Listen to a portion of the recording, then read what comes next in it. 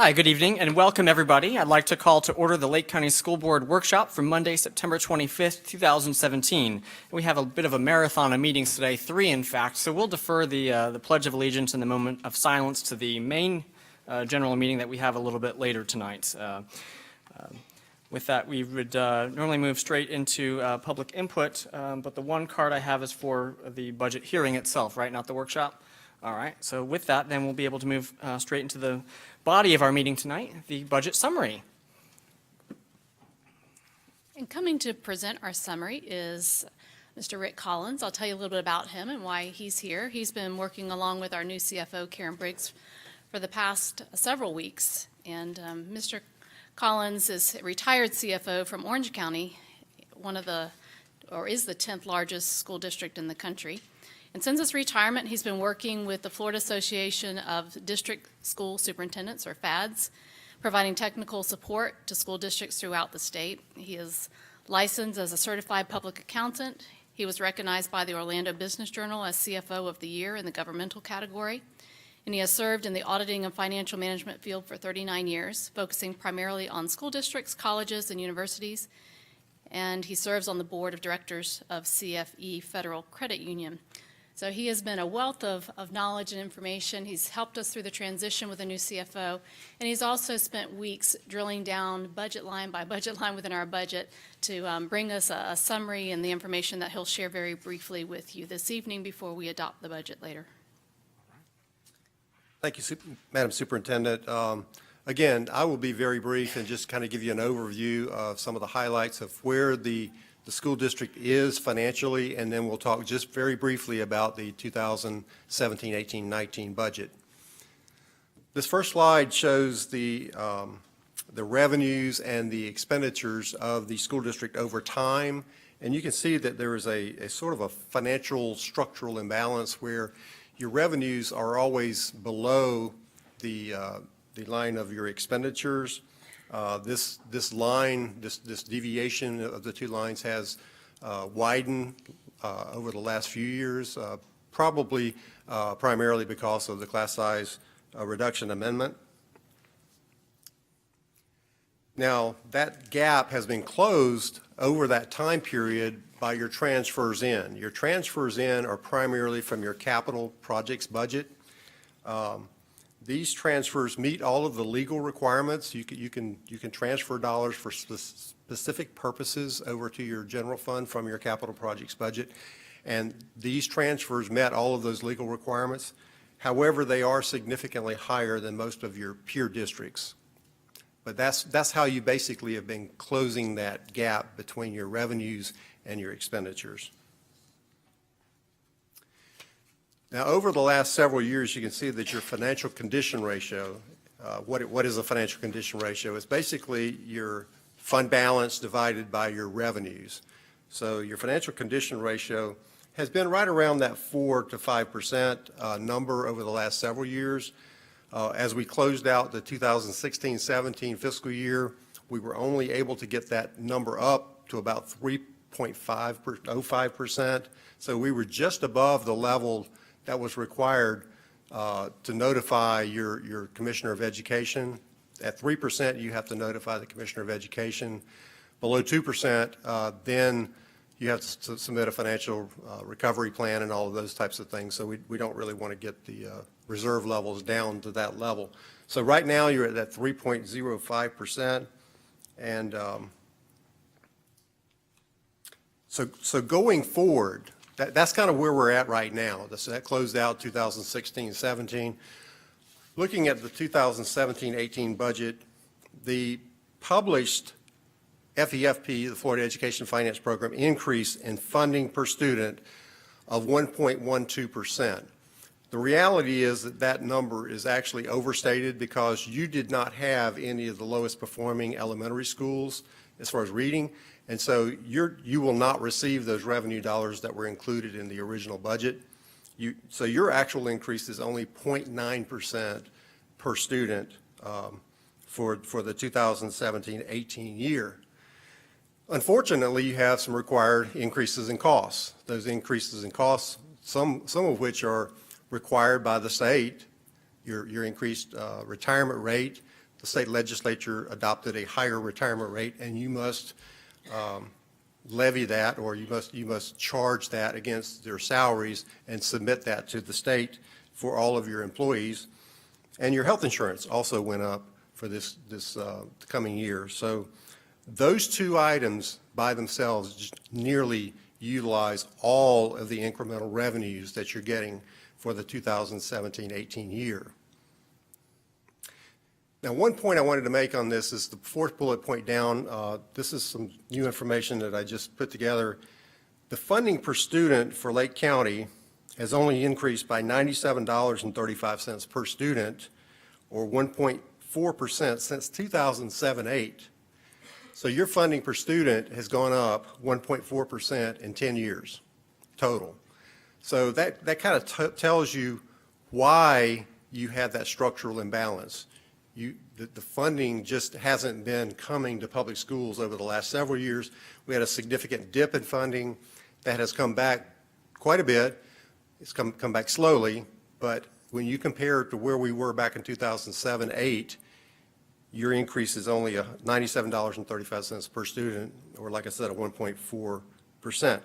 Now, I will probably, could probably guess that your salaries are not at the 2007-8 level, the retirement rate, your insurance rates, your utilities, your fuel costs, everything else is not at the 2007-8. So these are actual numbers and have not been adjusted for inflation. So I just thought I'd throw that out there so you kind of understand why you're where you are financially.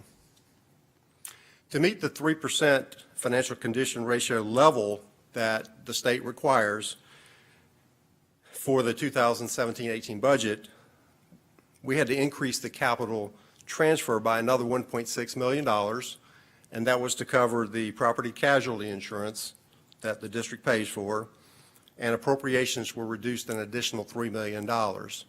So the combination of those two things actually you were able to balance your 2017-18 budget at that level. Okay, and that pretty much summarizes where the budget information for 2017-18. I'll turn it back over to the superintendent if she has any comments or if the board has any discussion. I'd like to thank you for your time and your service, and especially to FADS for allowing you to be with us for this time. It's been a tremendous support for all of us. We've had an opportunity to spend time with Mr. Collins along with senior staff and each of the board members we've met.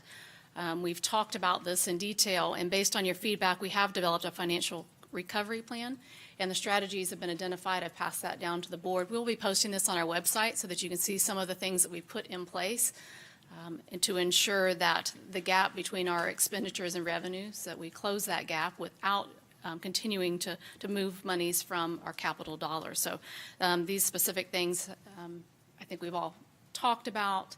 Really looking at that staffing ratio, looking at our staffing plan and our allocation formula is key in that, since so much of our budget is tied up in salaries. So we'll be looking at that. We're looking at every position that comes available to determine whether or not it is mission critical or something that we can do.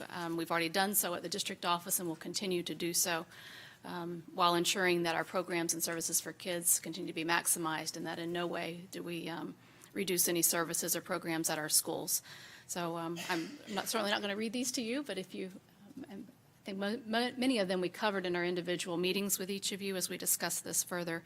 And anything that you'd like to see added to the list, we can certainly do so. And as I said, we'll post this publicly just as soon as we can on Wednesday. So any comments or questions that you might have for Mr. Collins?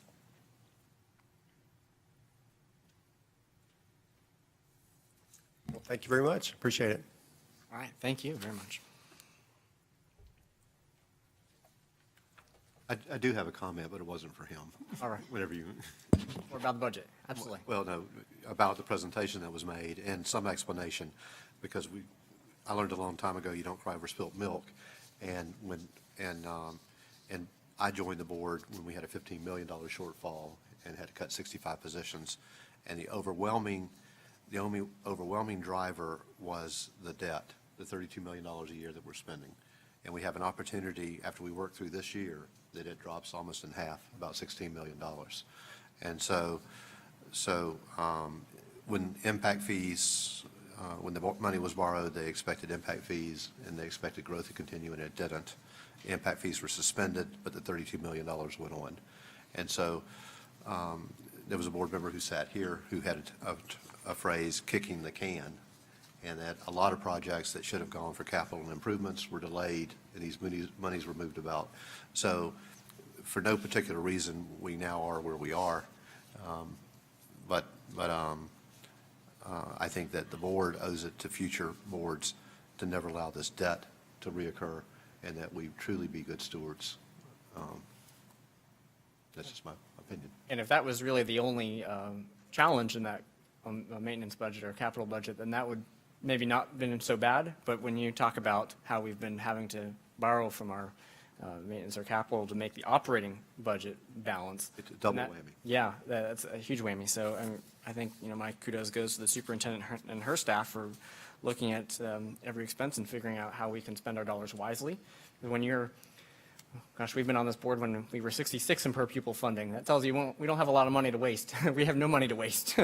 And we need to spend every dollar smartly. So I appreciate that effort. I know it'll, with a new set of eyes on it, put us in a new position. So I can remain encouraged. Anything else? All right. I guess, with that, board members, do you have any other comments, or do you want to defer them to tonight? One of the suggestions. Yeah. One of the suggestions that I know I spoke about in my individual meeting, and in regards to funding and the question that we've continued to have at this board, and I'm sure the community at large also and stakeholders have had, is what is the dollars that are going back into the classroom? And I know we've had multiple discussions here as a board on that and what that number actually is, as opposed to what the state's categorizing these dollars for. So one of the suggestions I made to our senior staff was if we could have a discussion or a workshop or some kind of a retreat where we define that as a board, what our priorities are, what our classroom spending is, what are we actually going to say are dollars that are allocated to the classroom, so that we can communicate that with our stakeholders and have an accurate depiction of what we're spending in our classrooms, especially as we discuss these budget shortfalls and programs that we don't want to have canceled and so forth. So I just thought it was very important for this board to have that discussion with the new administration.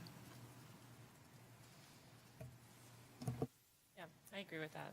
I think all staffing, like all staffing, all the way down to the, I don't know what, the coaches and the semi-administrative level, we need to be looking at that, the number of people at that level, and is that the appropriate number? I think that is with the allocation formula that she's looking at.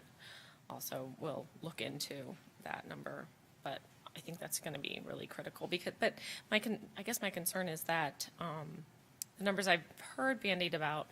So if a typical transfer of fund balance is about 5 million, and we're at about 16, so then that leaves us wanting to have a fund balance of to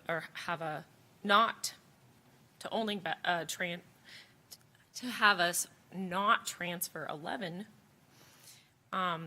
and salary-wise, we have about a 5 million difference. Where's that other 6 coming from? That's been where my, that's a big that's kind of a bigger chunk than, is my math wrong on that? I think so. He's going to come address that. Could you rephrase that question? So, one more okay, time? so when we met, you had said, a typical peer county has Right. $5 million as their fund balance, or as their transfer A of capital. comparably sized district, that's correct. Right, and we have about 16, so Right. 16 minus 5 is 11. So we should not be transferring 11, okay? Okay. So of that 11, we've talked about salaries being the amount of salaries that we would need to not have anymore being about 5 million. So 5 minus 11 is 6 million, and that isn't 11 million. That doesn't equal 11 million. So that means we still have $6 million to make up. So where does that 6 million come from? Okay, and I'm not sure I followed your comment on the salary portion, but Let me see if I can rephrase it, and if I answer it good, if I don't, make sure you get back to me here. As the superintendent and her staff and the board start effectively managing the budget and closing that gap between revenues and expenditures, and as you consider reducing the transfer from capital, there are going to be competing interests for the savings that you realize. Those competing interests will be, do you want to increase that reserve level from the 3% that you're currently at up to what a more average number? I think the state average is around 8.5%. So if you want to get up to that, you're going to have to consider, trying to commit some resources there. You're going to have to commit resources to the transfer, but to lower that, you're not going to be transferring as much, so you're going to have to reduce expenditures over here. And then you're right, you have the salary, the need for compensation increases, the need for other program priorities that the board has. So you're going to have competing interests for those resources that you free up over time, and you will have to decide as a superintendent and board how to balance that going forward, how to most effectively manage and accomplish all of those things. You will have to decide what pace you want to move on each of those categories. What pace do you want to move at the replacement of the fund balance? What pace do you want to move at dropping the transfers? What pace do you want to move at increasing compensation for our employees? So those are all of those question marks that the board and the superintendent will have to address going forward, but you will have those competing priorities going forward, and you will have to make those tough decisions over the whatever time period it takes to get to that point where you're comfortable from a financial standpoint. Did that answer your question? If not, please. I mean, yeah, basically we don't know is the answer. So yes, I think Okay. it answers my question. So some of those might take longer than a year to try to rectify that. We might not be looking at next year reducing our transfers from 16 down to 5. That some of these things might be multi-year Yeah. steps that we'll progress toward. But I guess the $5 million. In the most confusing way possible.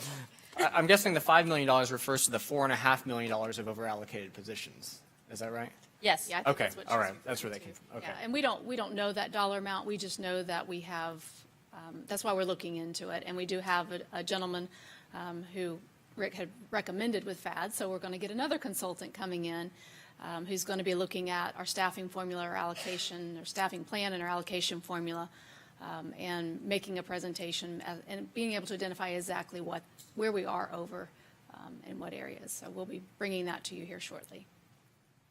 And I think the critical thing is that we are cognizant that this is not a tomorrow fix, that I think that we're looking at multi-year, but as long as there's a strategy there, then it will be less painful. Right, exactly. Get it moving in the right direction.